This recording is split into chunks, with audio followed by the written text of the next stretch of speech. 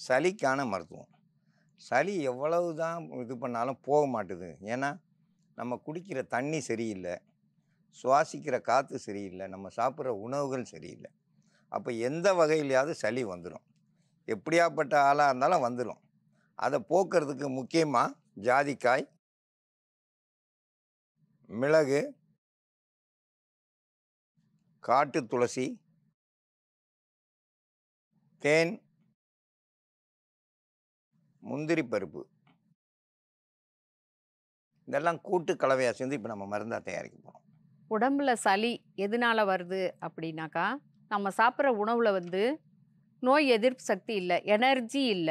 நெறையா சாப்பிடுவோம். ஆனா, சீக்கிரமாவே பசிச்சுரும். அதுல வந்து சத்து இல்ல அப்படின்னு தெரிஞ்சுக்கணும். இயற்கை உணவுகள், இயற்கை முறையில விளைவிக்கப்பட்ட சிறுதானிய உணவுகள், பயறு வகைகள், கீரைகள் அந்த மாதிரி சாப்பிட்டுக்கிட்டீங்கனாக்கா, உங்களுக்கு நல்ல எனர்ஜியா இருப்பீங்க.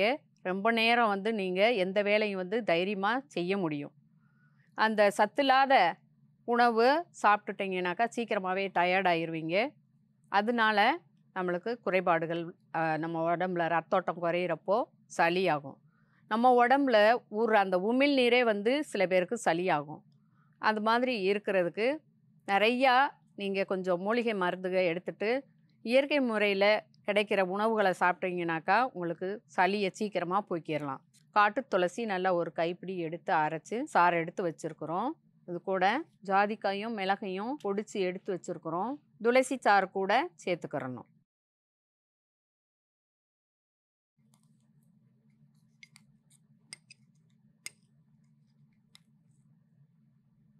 இப்ப இது கூட 1 ஸ்பூன் அளவுக்கு தேன் கூட சேர்த்துக்கிறலாம்.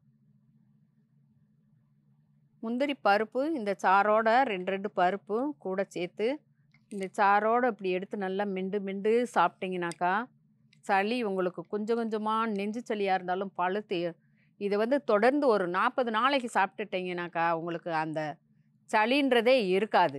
ஆஸ்துமா நோயில வந்து இருமிக்கிட்டு, சளியே வராம ரொம்ப அவஸ்தைப்பட்டுக்கிட்டு இருக்காங்கல்ல, அப்படி இருக்கவங்களும் இத வந்து தொடர்ந்து சாப்பிட்டுட்டு வந்தாங்கனாக்கா, சளின்றதே உருவாகாது. உடம்புல வந்து எதிர்ப்பு சக்தி, நல்ல நோய் எதிர்ப்பு சக்தி வர்றதுக்கு உணவுகள தகுந்த நேரத்துக்கு தகுந்தாற் போல சாப்பிடுங்க.